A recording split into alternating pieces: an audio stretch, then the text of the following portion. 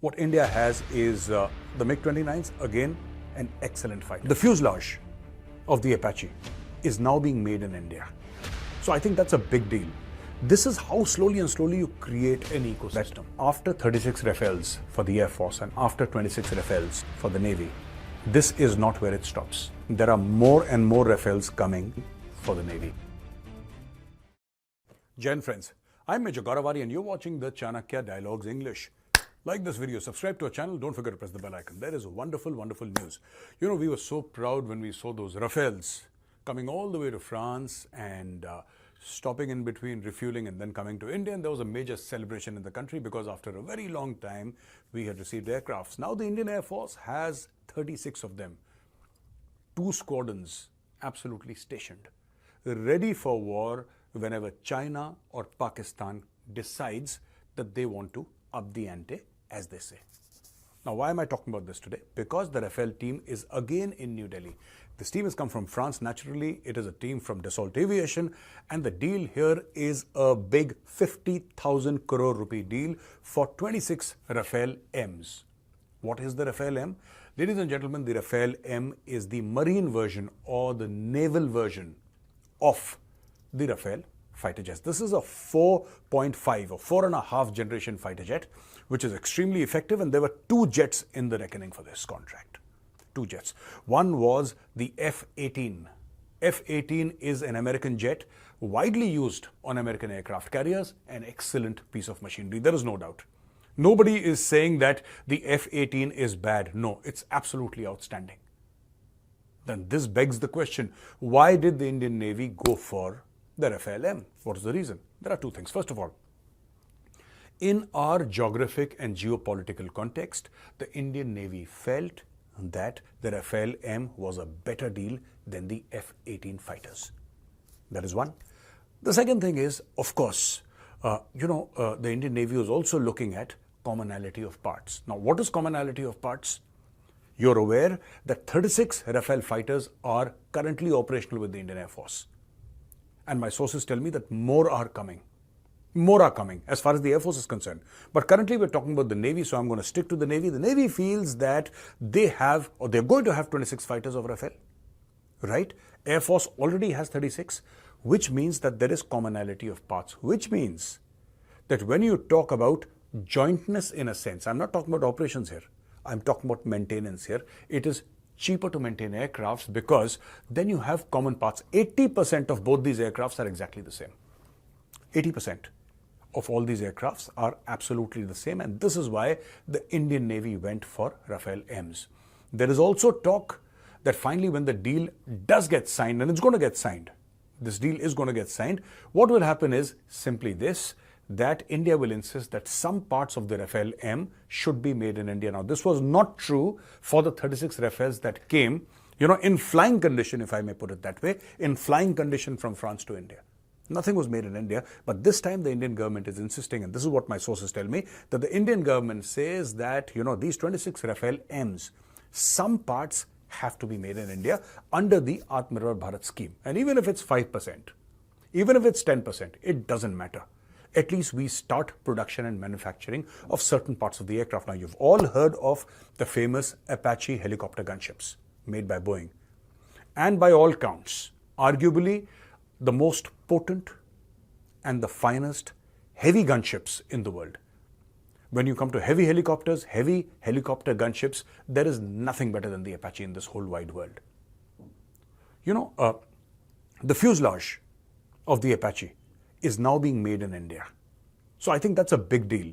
This is how slowly and slowly you create an ecosystem, right? You create an ecosystem because every aircraft has got hundreds of thousands of parts. It has kilometers of cables. Not just a few meters, it's got kilometers of cables. It's got software, it's got hardware, it's got different kind of metals, metallurgy. I mean, it's a mind-bogglingly complex mixture of equipment and software and hardware that comes together to make a brilliant aircraft like the Rafale M. So, is part of the Rafale M going to be manufactured in India? My sources say yes, a small part of it will be manufactured in India. Now, ladies and gentlemen, before I go further, I would like to tell you more about this aircraft, some technical specifications which I have noted here.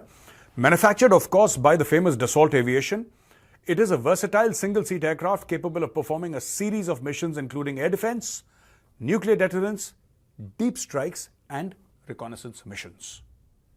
So I repeat, air defense, which is if other fighters come inside our territory, they can do air defense work. Nuclear deterrence, we all know what that means. Deep strikes, going deep inside China, deep inside Pakistan, or inside enemy territory and taking out targets there, and reconnaissance. So you have a regular recce flight in which the pilot goes and he finds out what is happening and he reports back, and he has radars and he has cameras, etc., etc. Right? They're possibly linked up to satellites and really high-tech stuff going on there, finding out what's happening, capturing images of convoys, of installations, of critical installations, which can be possible targets for India. So all this also the Rafale does very successfully, and it can reach a maximum speed of 1.3 Mach. 1.3 Mach, ladies and gentlemen, is 1,389 kilometers per hour. That's fantabulous. 1,389 kilometers per hour, and operates efficiently at altitudes up to 50,000 feet above sea level. That's phenomenal. 50,000 feet above sea level, you have a Rafale flying at 1.3 Mach. Phenomenal, isn't it?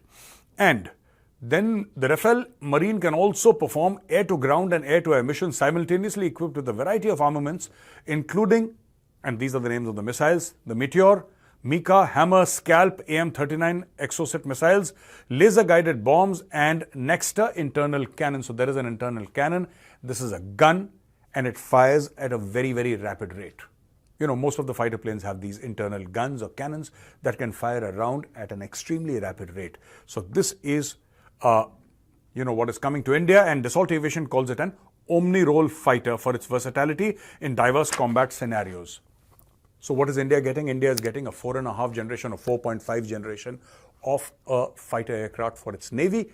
Currently, what India has is the MiG-29s, again, an excellent fighter. But over a period of time, you have to upgrade. And the problem is that because of the Russia-Ukraine war, I'm not saying our supplies from Russia have stopped. I'm not making that point, because that would not be true. But certainly, things have slowed down. And you can't blame Russia. Tomorrow, God forbid, if France is in the middle of the war, this will get stopped. Because then the priority changes. The priority becomes defending your own country and fighting your own wars, rather than supplying the same weaponry to some other country, in this case India. Which is why the requirement of Aatmanirbhar Bharat. This is why India's insistence that even if we make 5 or 10% of this aircraft in India, we should start off with 5 or 10%, and from there we'll build up. Ground up you build it. So I think we are going in the right direction, and here is another prophecy that I wish to make. I would like to say this right here in front of you, and I would like you to save this video, because this is going to come true. I believe that after 36 Rafales for the Air Force and after 26 Rafales for the Navy, this is not where it stops. There are more and more Rafales coming for the Air Force, and there are going to be more Rafales coming for the Navy. This is going to happen, and nothing can stop it, because in the Rafale, India has found a fighter plane that speaks India's language. And what do I mean by that when I say that? It speaks India's language because this is a fighter jet that conforms exactly to what India wants from its fighter jet. It is a twin-engined, very powerful, omni-role fighter jets that meets all the criteria that the Indian Air Force and the Indian Navy want from their fighter jet. I mean, there is nothing lacking in this. Whatever we want, it is getting delivered through the Rafale. So why would India change? Why would India say that, hey, okay, let's just try another fighter? That's not going to happen, I think. And this is my prophecy today. This is what I'm saying today. India is going to get more Rafales after this 26 Rafale M deal, which is currently happening, and the negotiations start on 30th of May. The team is already here in New Delhi, and they're going to start negotiations. So congratulations to all of us. Great news for Indian defense. Now, ladies and gentlemen, for the question and answers. The first question is from Nigsa.